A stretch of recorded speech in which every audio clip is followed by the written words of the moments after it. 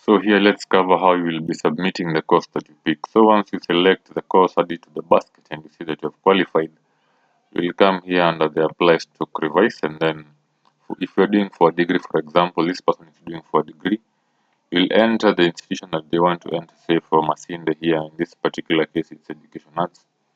System will calculate, it tells you you qualify. So after you do that, you'll have to submit your application.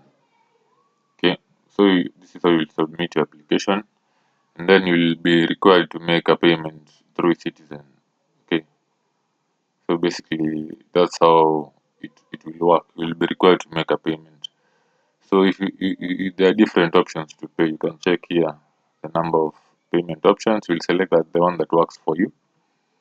You'll submit. So if you just want to pay the pay bill, there is a pay bill and your account reference number is this. The amount you're supposed to pay is 1500. Okay. If you have paid, you'll just click have paid.